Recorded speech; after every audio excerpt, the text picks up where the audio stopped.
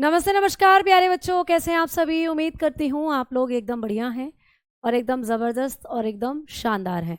तो चलिए प्यारे साथियों, आज आपकी क्लास को शुरू करते हैं और आज आपका जो टॉपिक है वो होगा न्यूट्रिशन। यानी कि हम लोग बात करने वाले हैं किसके बारे में।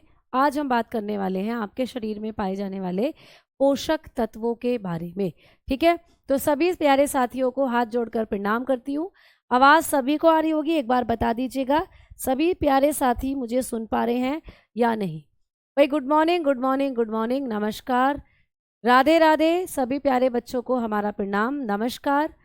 तो आवाज़ सभी को आ रही है भाई, गुड मॉर्निंग सभी को। चलिए आइए क्लास को कर दिया जाए शुरू। चलिए भाई, तो टॉपिक हम लोगों का चलेगा आज न्यूट्रिशन। कल हम लोगों ने प्लांट मॉर्फोलॉजी के बारे में पढ़ लिया था। आज मैं आपको पढ़ाने वाली हूँ न्यूट्रिशन वाला पॉइंट। ठीक है, और जो आप लोगों के जैसे प्लांट हार्मोन और प्लांट टिश्यू रहते हैं ना, इनको मैं आपको मैराथन के अंदर कराऊंगी जब मैराथन होगी, क्योंकि इनसे कोई ज़्यादा तरीके के क्वेश्चन नहीं बनते हैं, एक दो तरीके के क्वेश्चन आपको बनते हैं। तो इन वाले टॉपिक को मैं आपको मैराथन के अंदर कराऊंगी। ठीक है, चलो आ जाओ। तो आगे बात करते हैं हम लोग न्यूट्रिशन वाले चैप्टर की, यानी कि पोषण की। तो जो पोषण होता है प्यारे बच्चों, आप जानते हो आपके शरीर के अंदर बहुत सारे पोषक पदार्थ होते हैं और आप उनको भोजन के जरिए लेते हो। भाई आप खाना खाते हो तो खाने के अंदर होते हैं पोषक पदार्थ।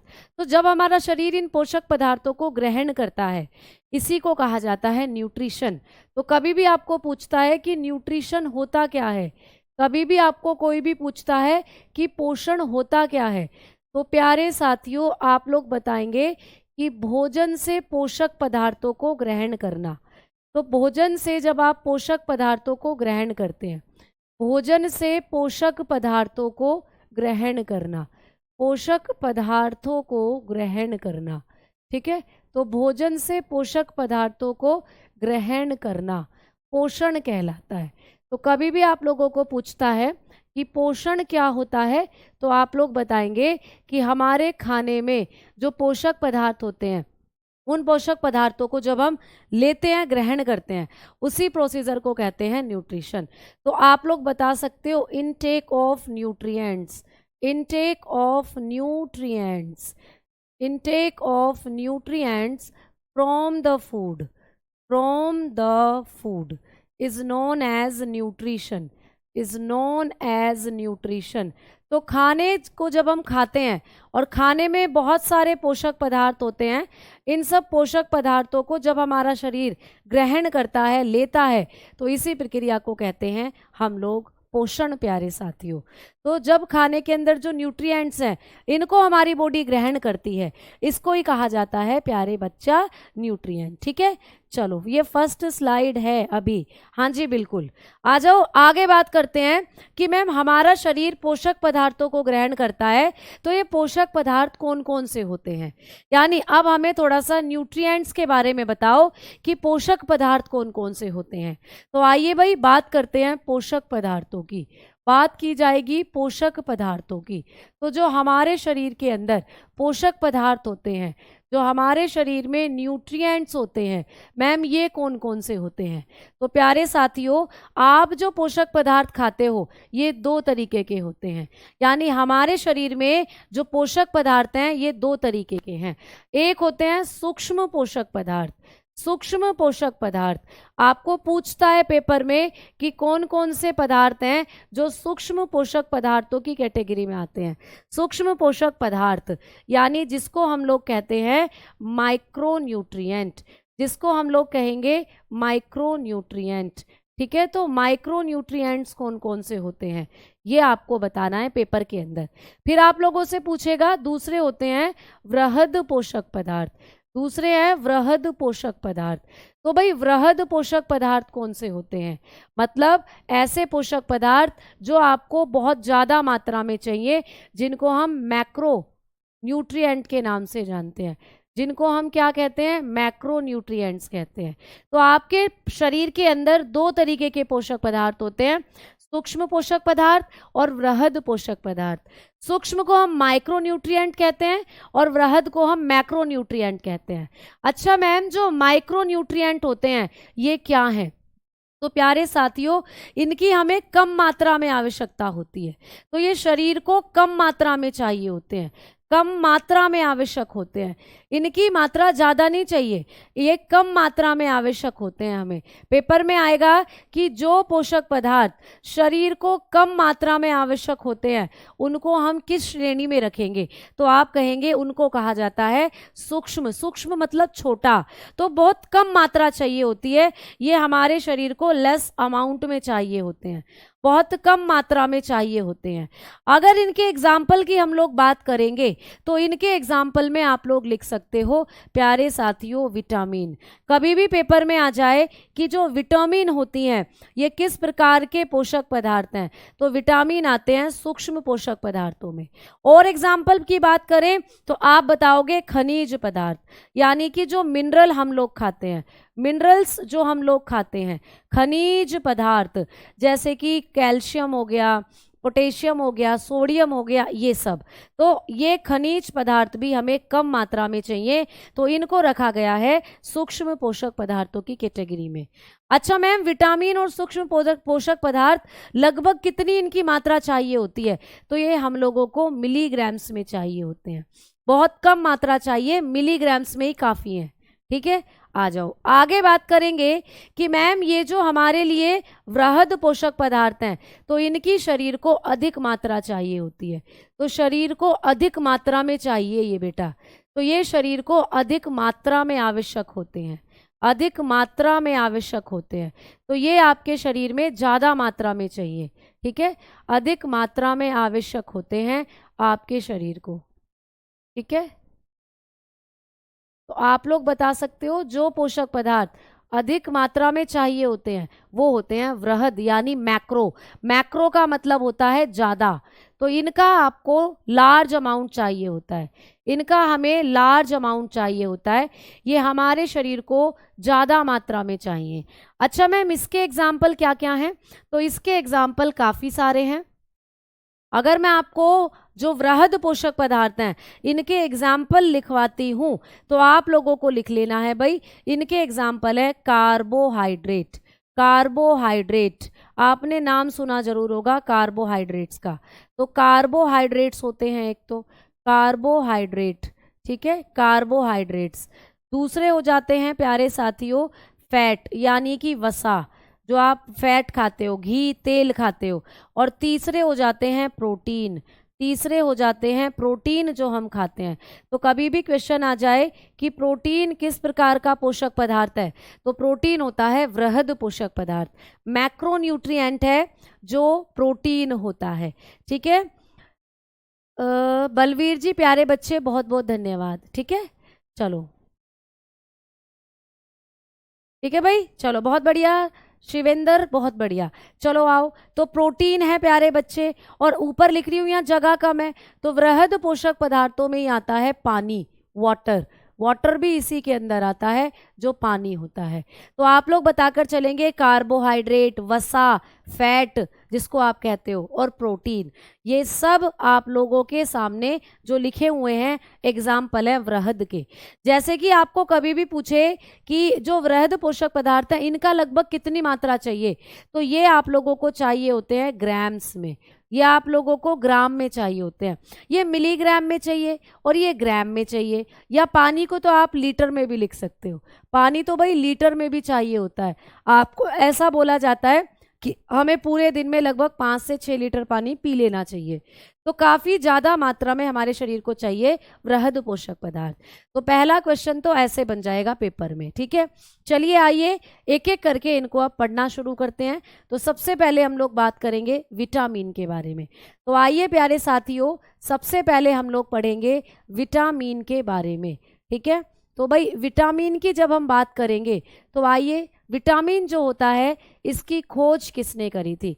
बेटा देखो, विटामिन के बारे में ना आपको ज़्यादा डीप क्वेश्चन बिल्कुल नहीं बनते, 3-4 तरीके के क्वेश्चन है जो विटामिन से बनते हैं। विटामिन की खोज पूछ लेगा हद से हद, विटामिन कितने प्रकार की होती हैं ये पूछ लेगा, पानी में घुलने वाली कौन सी है, वसा में घुलने वाली कौन सी है, और सारी विटामिन के केमिकल नेम, और सारी विटामिन की कमी से कौन सी बीमारी होती है। ये 3-4 तरीके के क्वेश्चन है जो बनते हैं किसके अंदर, आप लोग बताएंगे विटामिन वाले चैप्टर से, ठीक है। तो आपको ये सारी चीज़ें याद करनी है। चलिए आइए तो भाई बात करते हैं कि विटामिन की खोज किसने करी थी। तो कैश्मीर फंक नाम के साइंटिस्ट ने 1912 में विटामिन की खोज करी। कैश्मीर फंक। भाई विटामिन होते क्या है, तो विटामिन कार्बनिक यौगिक होते हैं, ठीक है। विटामिन आर कार्बोनिक कंपाउंड, यानी कार्बन से बने कंपाउंड है विटामिन, ठीक है। कितने प्रकार की होती हैं भाई विटामिन, 2 प्रकार की होती हैं। विटामिन 2 प्रकार की हैं तो कौन कौन सी हैं, पहली है जल में घुलनशील यानी वाटर सोल्यूबल, और दूसरी है बेटा वसा में घुलनशील, दूसरी है वसा में घुलनशील यानी कि फैट सोल्यूबल। तो विटामिन की खोज किसने करी, कैश्मीर फंक ने। विटामिन क्या है, कार्बनिक कंपाउंड, यानी कार्बन के कंपाउंड है, कार्बन के यौगिक हैं। और विटामिन कितने प्रकार की होती हैं, 2 प्रकार की, पानी में घुलने वाली और वसा में घुलने वाली। पानी में घुलने वाली कितनी है मैडम जी, 2 हैं, बी और सी। तो पानी में घुलने वाली विटामिन पूछ ले तो 2 होती हैं, बी और सी। और वसा में घुलने वाली कितनी है, तो 4 है, KEDA कीड़ा। वसा में घुलने वाली 4 होती हैं, ठीक है। ये पूछ सकता है आप लोगों को। चलिए आगे बात करते हैं, ग्लूकोज किस में होगा, ग्लूकोज कार्बोहाइड्रेट में होता है। तो आगे बात करते हैं हम लोग, पानी एनर्जी नहीं देता, माइक्रो में कैसे आएगा बेटा। एनर्जी से मतलब नहीं है, एनर्जी से मतलब नहीं है, अमाउंट से मतलब है। जो चीज़ें ज़्यादा अमाउंट में चाहिए वो होती हैं आपके पोषक पदार्थ, वृहद या सूक्ष्म। तो जो ज़्यादा हैं वो मैक्रो के अंदर आएंगे। पानी का अमाउंट आपको लीटर में चाहिए, काफ़ी मात्रा में चाहिए, तो पानी भी आता है आपका वृहद में, मैक्रो में, ठीक है।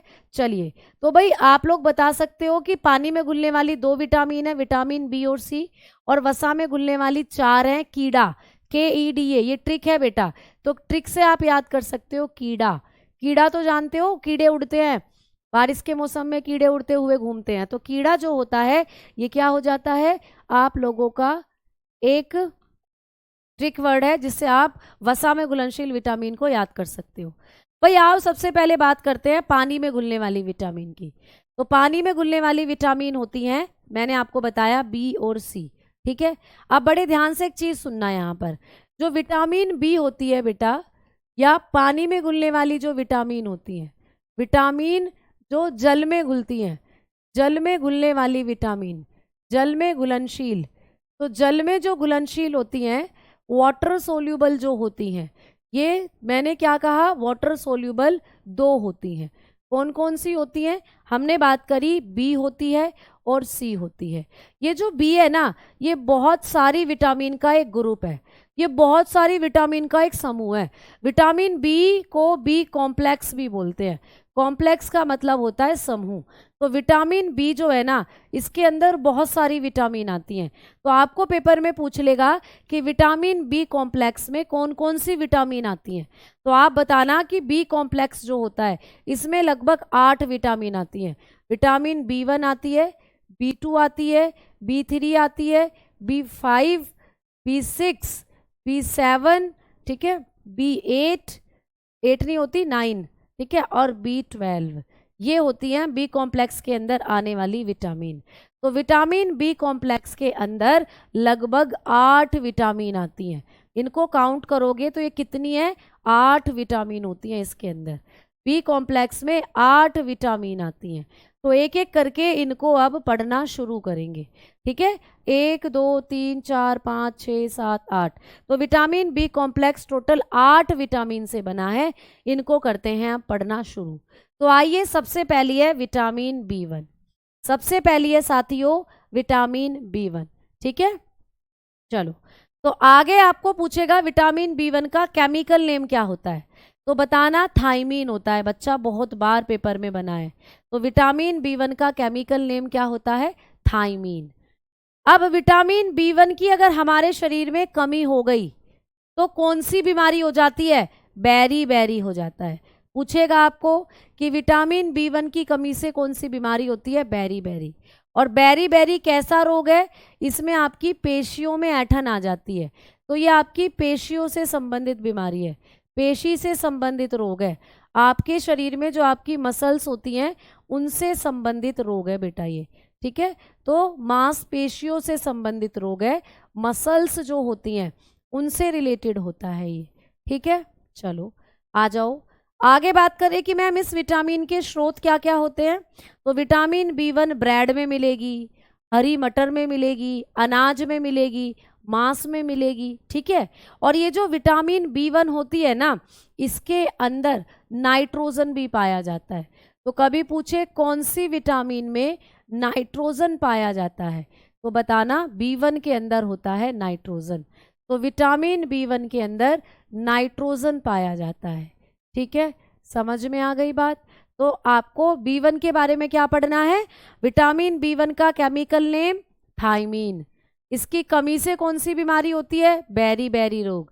विटामिन B1 जो होता है इसके स्रोत क्या क्या है, मांस हो गया, अनाज हो गया, ठीक है, हरी सब्जी हो गई, ब्रेड हो गया, ये सब इसके सोर्सेज होते हैं, ठीक है।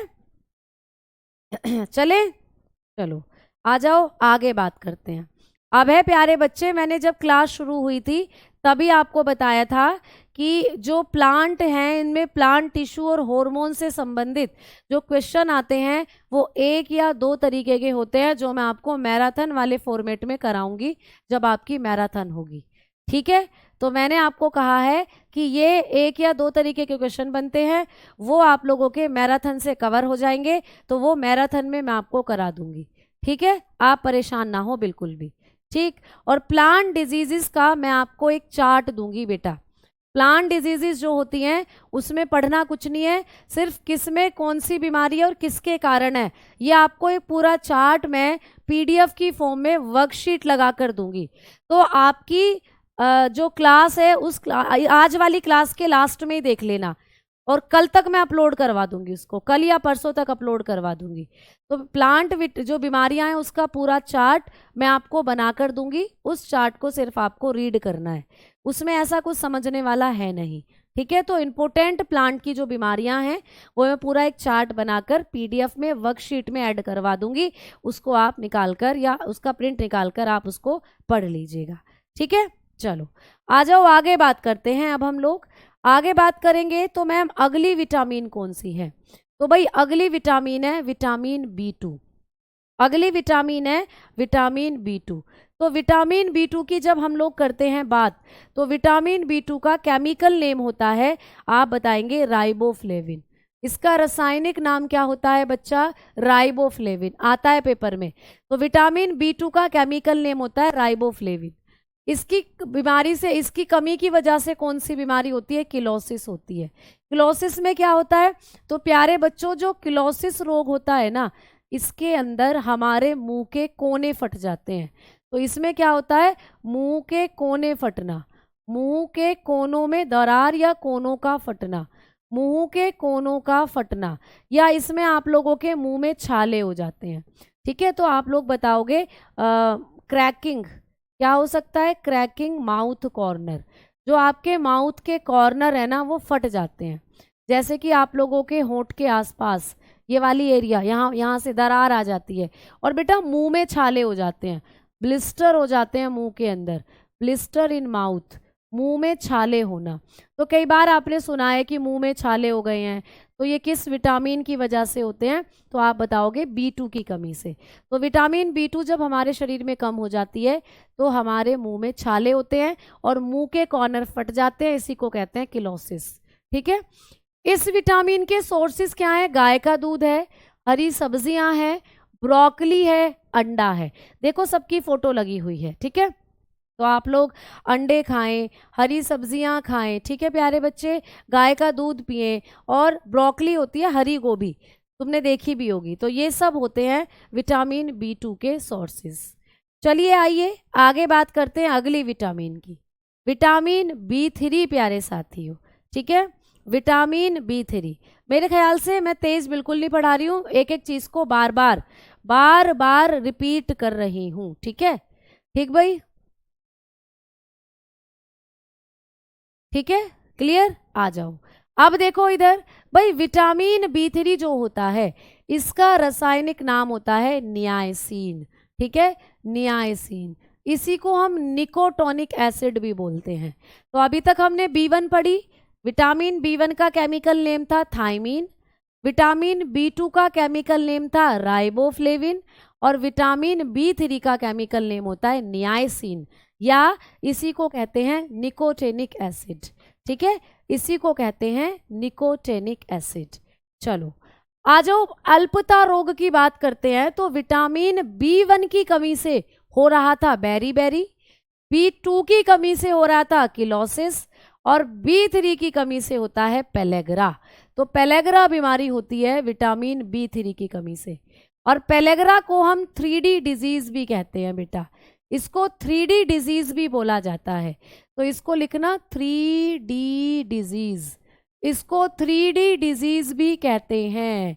ठीक है, क्यों कहते हैं? क्योंकि इस बीमारी में 3 लक्षण दिखते हैं। 3 लक्षण कौन कौन से बेटा? डर्मेटाइटिस हो जाएगा, त्वचा रोग, हमारी त्वचा पर रोग हो जाएगा, त्वचा पर काले काले धब्बे पड़ जाएंगे। ठीक है, डेमेंशिया हो जाएगा, बच्चा याददाश्त भूल जाना, याददाश्त भूल जाते हैं हम, डेमेंशिया याददाश्त भूल जाना। ठीक है, और डायरिया, उल्टी और दस्त हो सकते हैं, उल्टी और दस्त, डायरिया हो सकता है। तो ये होते हैं इस पेलेग्रा रोग के लक्षण। तो पेलेग्रा में 3 बीमारियों के लक्षण आ जाते हैं, जैसे कि त्वचा रोग हो सकता है, याददाश्त भूल सकते हैं, और डायरिया उल्टी दस्त हो सकती है। ठीक है, इस विटामिन के सोर्स फल खाओ, अनाज खाओ, मांस खाओ, दूध खाओ, दूध पियो। प्यारे बच्चे, इन विटामिन के सोर्सेज एग्जाम में नहीं आते। आपको जिसके सोर्सेज आएंगे वो मैं बताऊंगी कि ये पेपर में आते हैं, इनको जरूर याद करना। तो अभी तक इनके कोई भी सोर्सेज आपको पेपर में नहीं पूछे जाते। आ जाओ, अगली विटामिन की बात करेंगे, विटामिन B5। प्यारे बच्चे, एक बार फिर से रिवाइज करा रही हूँ। B1 का केमिकल नेम थायमीन, B2 का केमिकल नेम राइबोफ्लेविन, B3 का केमिकल नेम नियासिन या निकोटेनिक एसिड। अब पढ़ रहे हैं B5। B5 को कहते हैं पेंटाथोनिक अम्ल। तो विटामिन B5 जो होती है इसका केमिकल नेम है पेंटाथोनिक एसिड। ये पूरी की पूरी PDF आपको मिलेगी, आप बिल्कुल भी परेशान ना हो। ठीक है, आप बिल्कुल भी परेशान ना हो। ठीक, चलो ठीक, आ जाओ। अब हम बात करते हैं कि मैम इसकी कमी की वजह से कौन सी बीमारी होगी। तो इसकी कमी की वजह से हमें हंटिंगटन डिजीज हो जाती है। हंटिंगटन डिजीज जो होती है इसमें क्या होता है, इसमें भी हम याददाश्त भूल सकते हैं, और तंत्रिका तंत्र से संबंधित विकार हो जाता है। हमारी तंत्रिका तंत्र, हमारी नसों में झंझनाहट होने लगती है, और इसी की कमी की वजह से पैरों में भी जलन होती है बेटा, पैरों में जलन। कई बार तुमने सुना है ना कि मेरे तो पैरों में जलन हो रही है, बर्निंग फूट बोलते हैं जिसको, बर्निंग फीट। ठीक है, बर्निंग फीट भी हो सकता है, इसकी कमी की वजह से भी पैरों में जलन हो सकती है। ठीक है, तो ये होते हैं इसकी कमी की वजह से, इस विटामिन B5 की कमी से होने वाले रोग। B1 की कमी से बेरी होता था, B2 की कमी से किलोसिस होता था, B3 की कमी से आपको पेलेग्रा होता था, और B5 की वजह से हंटिंगटन डिजीज होती है, जिसमें याददाश्त भूल जाते हैं और तंत्रिका तंत्र भी खराब हो जाता है और पैरों में जलन होती है। इस विटामिन के सोर्स भी अनाज हैं, यकृत यानी लीवर है, जैसे मांस खाते हैं तो लीवर खाना, मशरूम, नट, अंडा, ये सब इस विटामिन के सोर्सेज हैं। बेटा ये होती है ब्रोकली, हरी गोभी जो है, तो ब्रोकली भी हो सकता है इसका सोर्स। ठीक, चलो तो अब आगे बढ़ रहे हैं। अगली विटामिन कौन सी है? अगली विटामिन है B6 प्यारे बच्चे। ठीक है, B6 अगली विटामिन है B6। तो B6 जो होती है इसका केमिकल नेम होता है पायरोडॉक्सिन। B6 का केमिकल नेम होता है पायरोडॉक्सिन। ठीक है, पायरोडॉक्सिन। अब इसका जो अल्पता रोग है वो क्या है? इसकी डेफिशिएंसी डिजीज एनीमिया, मतलब इसकी कमी से हो जाती है खून की कमी बेटा, खून की कमी हो जाती है इसकी वजह से हमारे शरीर में, जिसको कहते हैं हम एनीमिया। ठीक है, और इसकी वजह से ही भ्रूण जो होता है, इसकी वजह से ही होता है गर्भपात।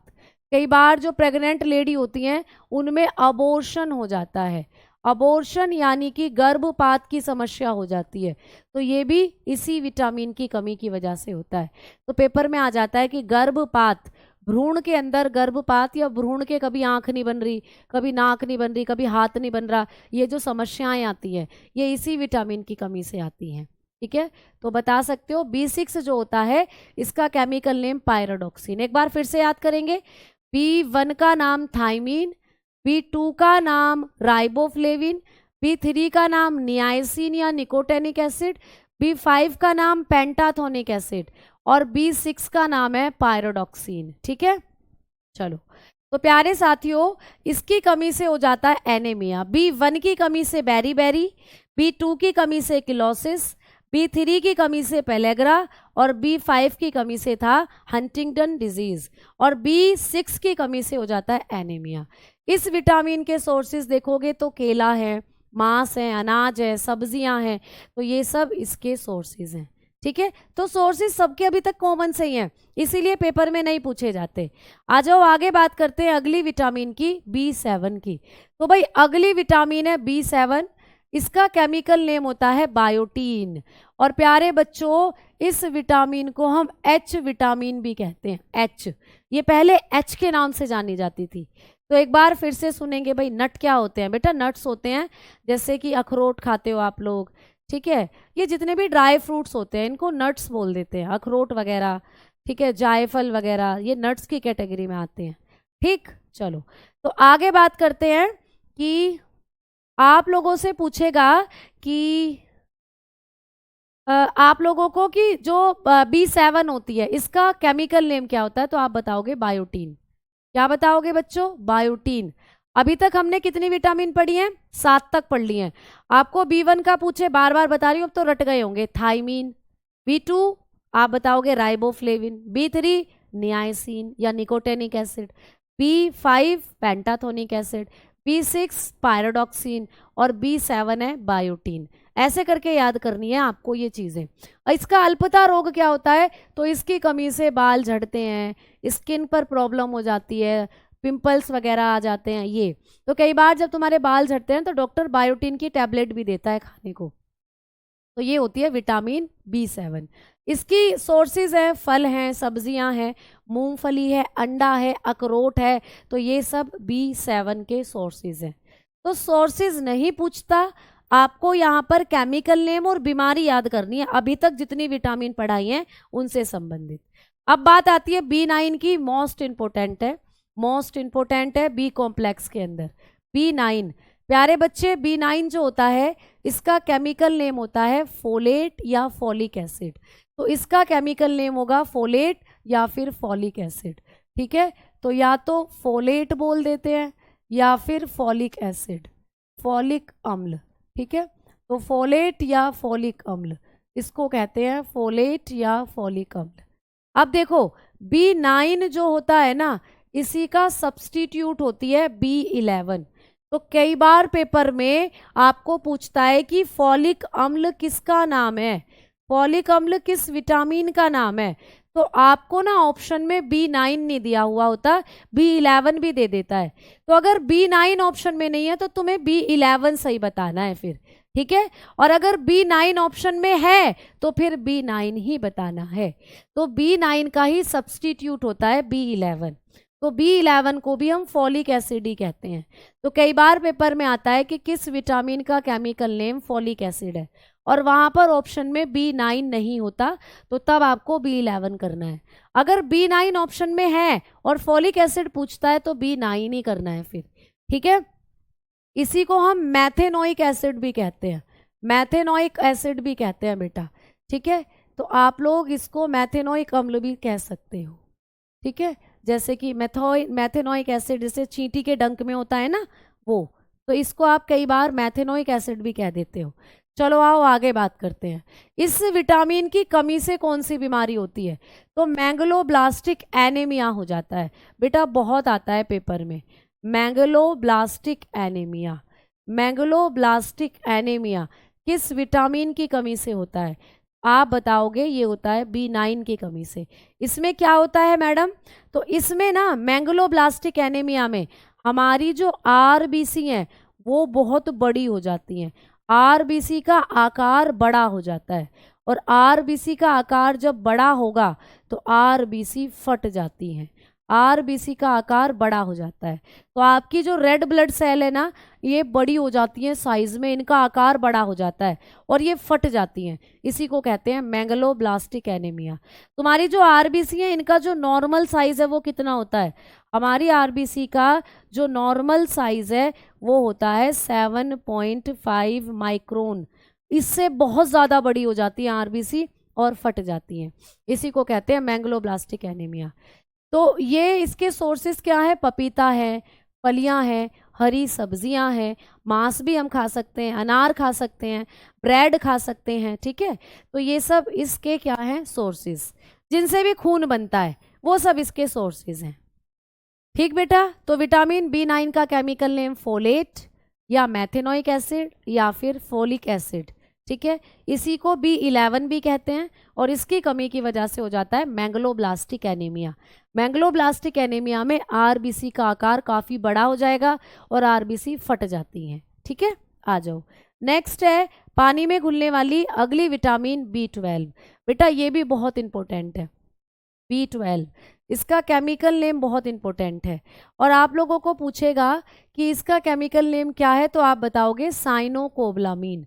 इसके बहुत सारे नाम हैं बेटा, इसको साइनोकोबलामीन भी कहते हैं, कोबाल्ट कंटेनिंग विटामिन भी कहते हैं, और इसी को हम लोग कोबलामीन भी कहते हैं, कोबलामीन। तो इसके बहुत सारे नाम हैं, तो कभी भी आपको कोबलामीन, ठीक है, कोबलामीन करके मिले, कोबाल्ट कंटेनिंग करके मिले, कभी भी आपको साइनोकोबलामीन करके मिले, तो ये सब नाम B12 के हैं। तो कहने की बात यह है कि इस विटामिन को कार्य करने के लिए कोबाल्ट की ज़रूरत होती है, कोबाल्ट आवश्यक है इसके लिए। तो ये भी क्वेश्चन आता है कि कौन सी विटामिन है जिसके लिए कोबाल्ट आवश्यक है। तो कोबाल्ट एक धातु है, कोबाल्ट क्या है, एक धातु है। तो प्यारे बच्चे आप लोग बताओगे इसको कार्य करने के लिए कोबाल्ट की ज़रूरत होती है, इस विटामिन को कार्य करने के लिए कोबाल्ट की ज़रूरत होती है। तो आप लोग बताकर चलोगे कि ये जो विटामिन है ये कोबाल्ट की उपस्थिति में ही काम करती है, इसीलिए इसका नाम है, देखो, कोबलामीन, कोबाल्ट कंटेनिंग, साइनोकोबलामीन, ये सब इसी के नाम है, ठीक। अब इसकी कमी से भी एक बीमारी होती है परनीशियस एनीमिया, जिसको कहते हैं प्राणघाती एनीमिया, प्राणनाशी या प्राणघाती। तो इसकी वजह से प्राणनाशी एनीमिया हो जाता है, तो इस विटामिन की कमी से होता है प्राणनाशी एनीमिया। अगर ये विटामिन आपके शरीर में कम हो गई तो हो जाता है परनीशियस एनीमिया या प्राणनाशी एनीमिया। इसमें क्या होता है, आपके शरीर के अंदर जो आरबीसी हैं उनमें ऑक्सीजन की कमी हो जाती है, आरबीसी में ऑक्सीजन की कमी हो जाती है, जिससे आपके शरीर में भी ऑक्सीजन की कमी होती है और आपको चक्कर आते हैं, उल्टी आती है और मृत्यु भी हो सकती है। तो ये होता है प्राणनाशी एनीमिया। इसमें क्या होता है कि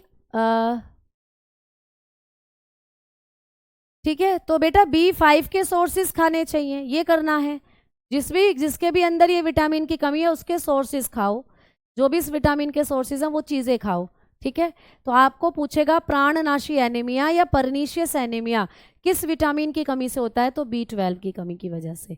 इसके सोर्सेज आपको दिख रहे हैं, दूध पीना है, सैल्मन एक मछली होती है बेटा, ये रही सैल्मन मछली, सैल्मन मछली है, मांस है, हरी सब्जियां हैं, अंडा है, ये सब इस विटामिन के सोर्सेज होते हैं, ठीक है। चलो आ जाओ, अब आगे बात करेंगे और बात करेंगे पानी में घुलने वाली अगली विटामिन की, जिसका नाम है विटामिन सी, जिसका नाम है विटामिन सी। ये भी बहुत इंपॉर्टेंट है।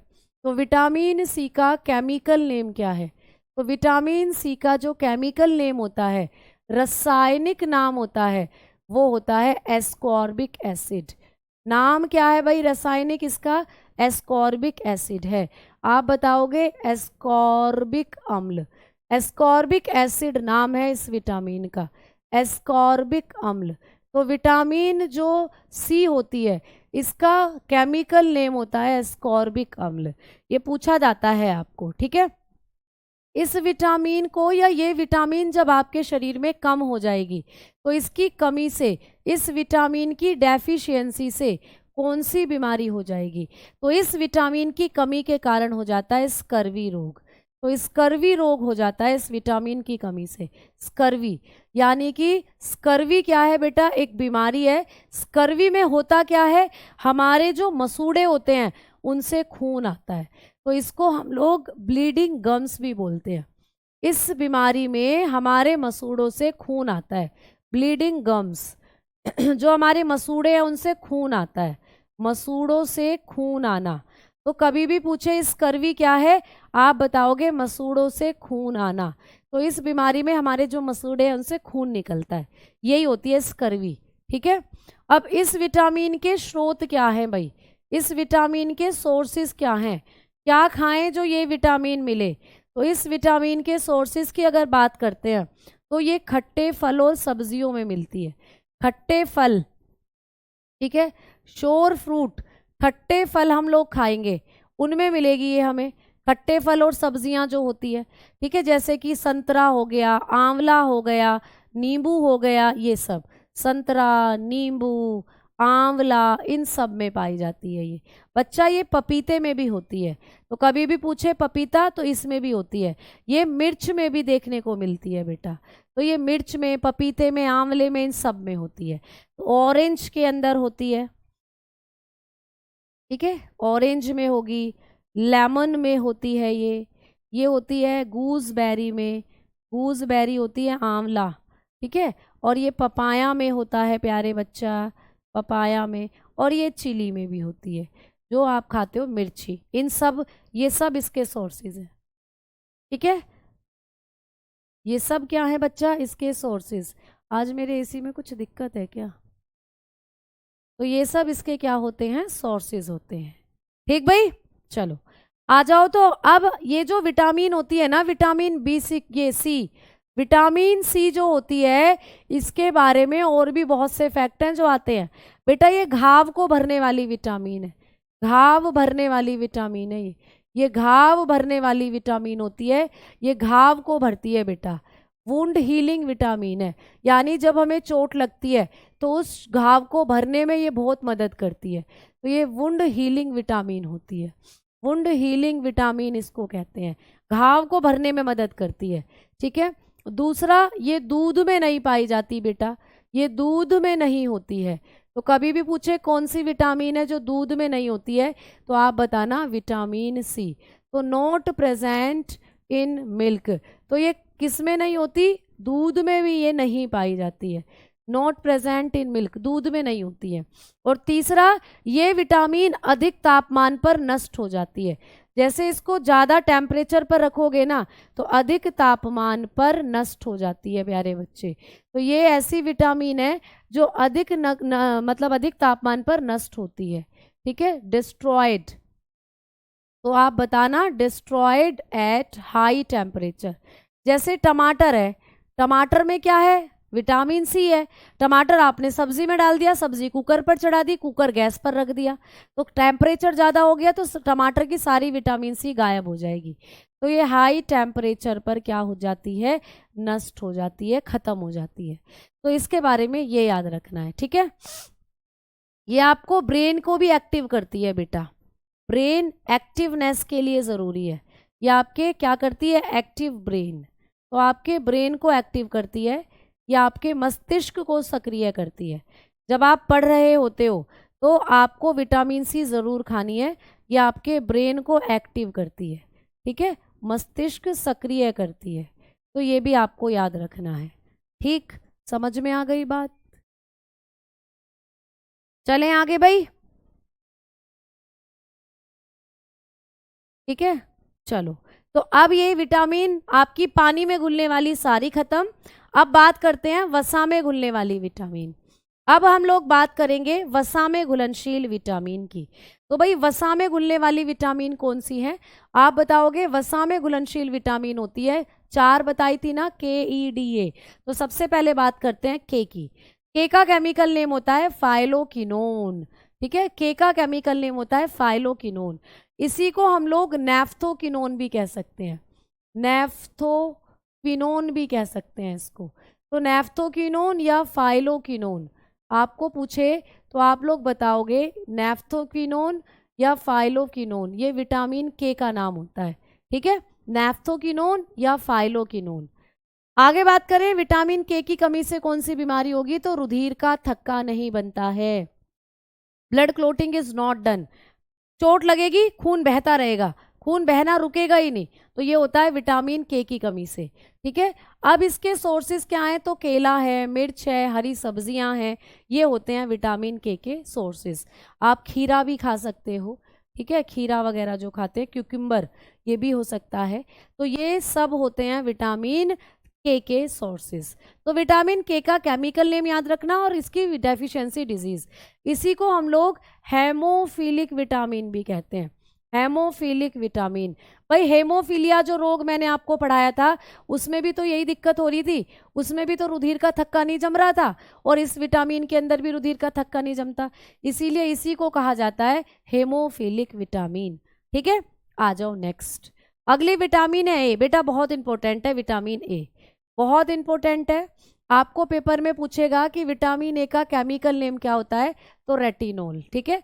विटामिन ए का नाम होता है रेटिनोल, इसी को ही हम कैरेटिनॉइड भी कहते हैं, कैरेटिनॉइड, इसी को हम कैरेटेनॉइड भी बोलते हैं, कैरेटोनॉइड।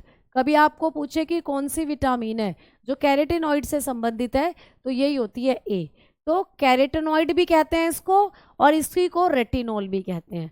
तो रासायनिक नाम इसके रेटिनोल भी और कैरेटेनॉइड भी है, ठीक है। इसकी कमी से कौन सी बीमारी होगी, तो 3 बीमारी होती हैं बेटा, रतौंधी जिसमें रात में दिखाई ही नहीं देता, रात मतलब हल्का सा दिन छिपते ही अंधे हो जाते हैं, बिल्कुल दिखाई ही नहीं देता, जीरोफ्थैल्मिया ये भी पूछा जाता है, शुष्कल्पता, इसमें क्या होता है आंखों में धब्बे से पड़ जाते हैं, आंखों में काले काले धब्बे पड़ जाते हैं, ये आंखों से संबंधित विटामिन है बेटा। विटामिन ए अगर किसी के शरीर में कम हो गई तो भैया आंखें गई समझो, इसकी कमी से आंखों से संबंधित परेशानी होती है, तो आंखों के लिए अच्छी विटामिन है ये हमारी जो होती है, ये आपकी आंखों के लिए बहुत अच्छी होती है। तो इसकी कमी से तीनों बीमारियां आंखों से संबंधित होती हैं। पहली है रतौंधी, रात हो जाएगी दिन छिपते ही दिखना बंद, शुष्क अल्पता आंखों में धब्बे हो जाते हैं काले काले, और अगला है केरेटोमलेशिया, धुंधलापन आ जाता है बेटा, धुंधलापन, आपको आपका जो रेटिन वो है कॉर्निया, इसमें धुंधलापन आ जाता है, चीज़ें साफ नहीं दिखती आपको, ठीक है, चीज़ें धुंधली दिखती हैं, ब्लर दिखती हैं, तो ब्लर इमेज बनना शुरू हो जाती है, धुंधलापन आ जाता है केरेटोमलेशिया में। अब इसका सोर्स पूछा जाता है पेपर में, बेटा गाजर बहुत पूछी जाती है कि विटामिन ए का सबसे उच्चतम स्रोत है गाजर, ठीक है, फिर बादाम भी बता सकते हो, हरी सब्जियां भी बता सकते हो और फल भी, लेकिन गाजर बहुत पूछी जाती है। और एक मछली है बेटा, मछली, उस मछली का नाम है कोड मछली, कोड फिश, कोड मछली, ये भी बहुत पूछी जाती है कि कॉड फिश या कोड मछली किस विटामिन का सोर्स है, तो कोड मछली विटामिन ए और विटामिन डी दोनों का सोर्स होती है, ठीक है। तो कई बार पेपर में ऐसे ऑप्शन आता है ए और डी एक साथ, ठीक है, तो आप लोगों को जब ए और डी एक साथ दिए हुए हैं तो उसी को सही करना है, जब ए अलग दिया है डी अलग तो फिर डी को बताना है, लेकिन ए का भी बहुत अच्छा सोर्स होती है कोड मछली, ठीक है। आ जाओ अब आगे बात करेंगे अगली विटामिन की, विटामिन ई की। तो विटामिन ई जो होती है बेटा, इसका रासायनिक नाम, एक बार मैं सारे रासायनिक नाम रिकॉल कर रही हूँ, विटामिन बी1 का थायमीन था, बी2 का राइबोफ्लेविन था, मेरे साथ बोलना, बी3 का नियासिन या निकोटेनिक एसिड था, B5 pantothenic acid, B6 pyridoxine, बी7 biotin और बी9 फोलेट या फॉलिक एसिड, और बी12 था कोबलामीन, साइनोकोबलामीन और कोबाल्ट कंटेनिंग। इसके बाद सी था एस्कॉर्बिक एसिड, इसके बाद के था, के का जो केमिकल नेम है वो था प्यारे बच्चे फाइलोकिनोन या नैफ्थोकिनोन, और इसके बाद आई थी ए कैरेटेनॉइड्स या फिर रेटिनोल। अब आइए ई को कहते हैं टोकोफेरोल। तो ई जो होता है इसका केमिकल नेम होता है टोकोफेरोल। ठीक है बेटा, टोकोफेरोल।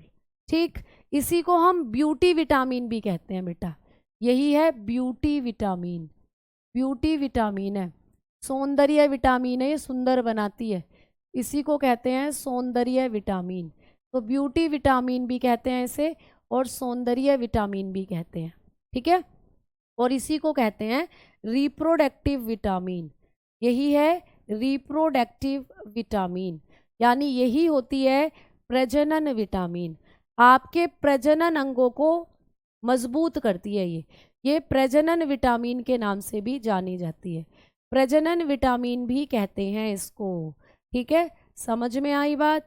तो इसको प्रजनन विटामिन भी कहा जाता है, तो लिख लेना प्रजनन विटामिन। ठीक प्यारे बच्चे, समझ में आई बात है ना? चलो हाँ, तो अब आ जाओ आगे बात करते हैं। आगे बात करेंगे कि ये जो विटामिन ई होती है, ये क्या, इसकी कमी से कौन कौन सी बीमारियां हो जाती हैं। तो इसकी कमी से हमारे शरीर के अंदर, एक तो लड़के जो होते हैं, लड़कों के अंदर क्या होता है, नपुंसकता। जो पुरुष होते हैं उनमें आ जाती है नपुंसकता, यानी शुक्राणु कम बनने लग जाते हैं लड़कों के अंदर। और जो महिलाएं होती हैं, फीमेल महिला, तो महिला में क्या होता है, बांझपन आ जाता है। जो महिला होती है उनमें बांझपन, और जो नर होते हैं पुरुष, उनमें नपुंसकता आ जाती है। ठीक है, और इस विटामिन के जो सोर्सेज हैं वो क्या क्या हैं, हरी सब्जियां हैं, बादाम है, सूरजमुखी के बीज हैं, नारियल हैं, ये सब इसके क्या होते हैं, सोर्सेज होते हैं। ठीक है, तो ये सारे सोर्सेज हैं और ये विटामिन ई हो गई। आ जाओ अगली इंपॉर्टेंट विटामिन की बात करेंगे, विटामिन डी की। बेटा ये भी बहुत इंपॉर्टेंट है, विटामिन डी ये भी बहुत इंपॉर्टेंट है। विटामिन डी का केमिकल नेम होता है कैल्सीफेरोल। अब जो विटामिन डी होती है ना, इसके 3 फॉर्मेट होते हैं। विटामिन डी जो होती है ये 3 रूपों में पाया जाता है, एक तो D1, एक D2, एक D3। ये 3 रूपों में पाई जाती है और तीनों के ही केमिकल नेम पूछ सकता है पेपर में। तो बेटा D1 को कहते हैं कैल्सीफेरोल, कैल्सीफेरोल। ठीक है, तो D1 जो है इसको कहा जाता है कैल्सीफेरोल, कैल्सीफेरोल। ठीक है, चलो आगे पूछ ले D2, तो इसको कहा जाता है एग्रो कैल्सीफेरोल। ठीक है, एग्रो कैल्सीफेरोल, एग्रो कैल्सीफेरोल, इसको कहते हैं एग्रो कैल्सीफेरोल, कैल्सीफेरोल, इसको कहा जाता है एग्रो कैल्सीफेरोल। और प्यारे बच्चों आपको पूछ ले D3, इसको कहते हैं कोल कैल्सीफेरोल, इसको कहा जाता है कोल कैल्सीफेरोल, कोल कैल्सीफेरोल, कोल कैल्सीफेरोल। ठीक है, इसको कहते हैं कोल कैल्सीफेरोल, कोल कैल्सीफेरोल, इसको कहा जाता है कोल कैल्सीफेरोल। तो ये तीनों नाम पूछे जाते हैं, D1 का, D2 का, D3 का। ठीक है, चलो अब ये जो विटामिन होती है डी, इसको सनलाइट विटामिन भी बोलते हैं। सनलाइट विटामिन है बेटा, ये धूप में होती है, ये धूप के अंदर होती है, तो धूप की विटामिन भी कहते हैं इसको, धूप में पाई जाती है, इसलिए इसको सनलाइट विटामिन भी कहते हैं। और इसी को विटामिन डी को ही हार्मोन विटामिन भी कहा जाता है, हार्मोन विटामिन कहते हैं इसको। बेटा ये हमारे शरीर में अपने आप बनती है हार्मोन की तरह, तो इसीलिए हार्मोन विटामिन कहते हैं। तो कभी भी पूछे कौन सी विटामिन है जिसे हार्मोन विटामिन के नाम से जाना जाता है, तो आप बताओगे कि विटामिन डी को ही कहते हैं हार्मोन विटामिन। तो सारे फैक्ट विटामिन डी के बारे में है। विटामिन डी का केमिकल नेम कैल्सीफेरोल, इसी को सनलाइट विटामिन भी कहते हैं, इसी को हार्मोन विटामिन भी कहते हैं, और इसके 3 रूप हैं, तीनों रूपों के नाम भी आपके सामने लिखे हैं। अब इस विटामिन की कमी से कौन कौन सी बीमारियां हो जाएंगी, तो प्यारे बच्चे हो जाता है रिकेट्स, और रिकेट्स को आप सूखा रोग भी कहते हो, सूखा रोग। और ये सूखा रोग हमेशा बच्चों में होता है बेटा, ये बीमारी हमेशा बच्चों में होती है। विटामिन डी की कमी से सूखा रोग किस में होता है? हमेशा बच्चों में होता है, बड़ों में नहीं। ठीक है, ये दोनों रोग वयस्कों में होते हैं, ये दोनों रोग एडल्ट्स के अंदर होते हैं, वयस्कों में होते हैं। ये दोनों बीमारियां वयस्कों में होती है बेटा, एडल्ट्स में होती हैं ये दोनों बीमारियां। ये दोनों बीमारियां हड्डी से संबंधित हैं, इसमें हड्डियां कमज़ोर हो जाती हैं, ऑस्टियोपोरोसिस और ऑस्टियोमलेशिया में हड्डियां कमज़ोर हो जाती हैं। अगर आप यहाँ लिखना चाहते हो तो लिख लेना ऑस्टियोपोरोसिस, ऑस्टियोपोरोसिस। ठीक है, ऑस्टियोपोरोसिस, ऑस्टियोपोरोसिस। अस्थि क्षीणता भी बोलते हैं इसको, अस्थि क्षीणता, अस्थि क्षीणता रोग भी बोलते हैं इसको हिंदी में। ठीक है, और एक होता है ऑस्टियोमिलेटिस, ऑस्टियोमिलेटिस, ऑस्टियोमिलेटिस जिसको अस्थि भंगुरता बोलते हैं, अस्थि भंगुरता। इन दोनों में ही हड्डियां कमज़ोर हो जाती हैं। ये दोनों बीमारी एडल्ट को होती हैं, ये दोनों बीमारी हम जैसे वयस्कों में होती हैं। ठीक है, समझ में आ गई बात? तो ऑस्टियोमलेशिया जो होता है या ऑस्टियोमिलेटिस जो होता है, ये एक ही नाम है। ऑस्टियोमलेशिया बोल दो इसको या ऑस्टियोमिलेटिस बोल दो, तो इसी को कहा जाता है ऑस्टियोमलेशिया भी, ऑस्टियोमलेशिया, या ऑस्टियोमलेशिया बोल दो या ऑस्टियोमिलेटिस बोल दो।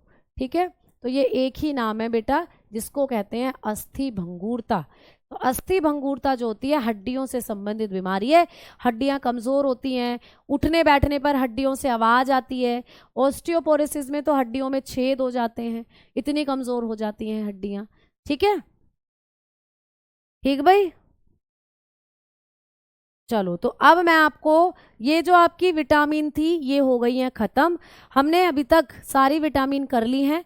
विटामिन का मैं बार बार रिवीजन करा रही हूँ। B1 का केमिकल नेम B1 का केमिकल नेम होता है थायमीन और बीमारी है बेरी। B2 का केमिकल नेम होता है राइबोफ्लेविन और बीमारी है किलोसिस। B3 का केमिकल नेम नियासिन या निकोटेनिक एसिड और बीमारी होती है पेलेग्रा। B5 का केमिकल नेम पेंटाथोनिक एसिड और बीमारी होती है प्यारे बच्चे बर्निंग फूट या फिर हंगिंगटन डिजीज जो होती है। और प्यारे बच्चे B6 का केमिकल नेम पायरोडॉक्सिन और जो रोग होता है वो होता है एनीमिया और भ्रूण के अंदर अबॉर्शन की समस्या भी इसी से होती है। B7 है बायोटीन और इसकी कमी से त्वचा से संबंधित रोग हेयर फॉल ये होता है। B9 है फोलेट या फॉलिक एसिड या मेथेनॉइक एसिड या इसी को B11 भी कहते हैं, इसकी वजह से मैंगलोब्लास्टिक एनीमिया होता है। और B12 जो होती है वो है कोबलामीन, साइनोकोबलामीन, कोबाल्ट कंटेनिंग। इसकी कमी की वजह से हमारे शरीर में परनीशियस एनीमिया हो जाता है, यानी कि प्राणघाती एनीमिया। ठीक है, फिर B6 पढ़ी, विटामिन C पढ़ी थी, एस्कॉर्बिक एसिड जिसकी कमी से स्कर्वी रोग हो जाता है। ठीक है, खट्टे फलों में पाई जाती है, घाव को भरती है और बेटा ये टेम्परेचर पर जाकर नष्ट हो जाती है, दूध में नहीं होती है। ठीक है, आगे बात करी ए की। ए है रेटिनॉल या कैरोटिनॉइड्स।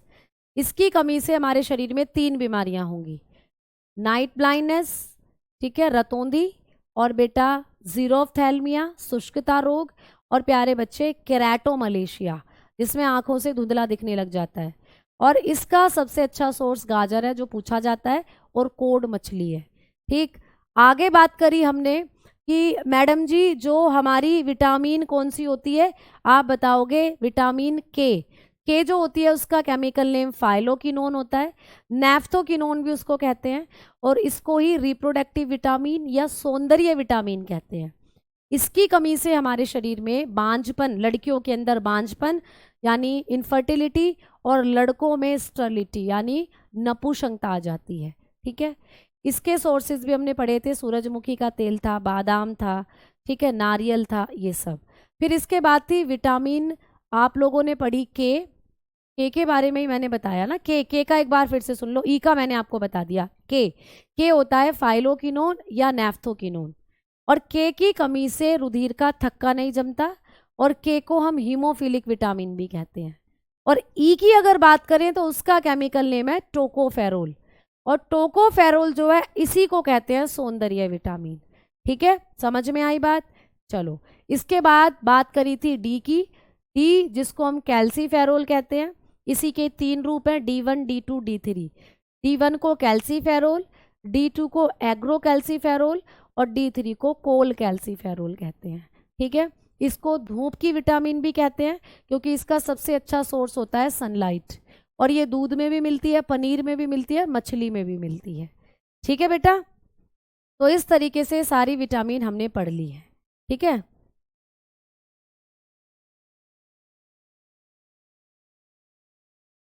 मैंगो खाने के बाद कोल्ड ड्रिंक्स नहीं पीनी चाहिए। ठीक है, समझ में आई बात? मैंगो खाने के बाद कोल्ड ड्रिंक्स नहीं पीनी चाहिए। तो ये हो गई आपकी विटामिन। और कल हो सकता है कि आपकी क्लास ना हो क्योंकि कल सैटरडे है, और कल सैटरडे है तो कल मुझे जाना है प्यारे साथियों डॉक्टर के पास, क्योंकि मेरे गले में हल्की सी एक सिस्ट बन रही है, हल्की सी एक गांठ बन रही है, तो जिसका मेरा कल टेस्ट होने हैं बेटा। तो कल मैं डॉक्टर के पास जाऊंगी अपॉइंटमेंट लेने के लिए, तो कल आपकी क्लास नहीं होगी। जो आपका दूसरे टॉपिक हैं वो मैं अब मंडे में आपके लूँगी। ठीक है, तो आप लोग क्या करेंगे, अब जो 1-2 टॉपिक बचे हुए हैं उनको मैं मंडे में कराऊंगी।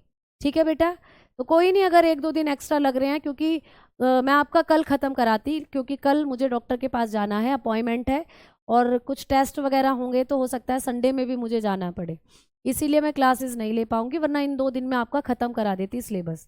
तो अब मंडे में हम लोग करेंगे बाकी के जो टॉपिक होंगे। ठीक है प्यारे साथियों, चलो धन्यवाद। एग्ज़ाम की अभी कोई डेट नहीं है, तो धन्यवाद। बस ऐसा समझो कि 1-2 दिन की क्लास और बची हुई है, फिर सिलेबस आपका ख़त्म करा देती कल ही, सैटरडे और संडे में। लेकिन अब मुझे कुछ मेडिकल इशू की वजह से डॉक्टर के पास कल जाना है, जिस वजह से मैं आपकी क्लास नहीं ले पाऊंगी। ठीक है बेटा, चलो धन्यवाद।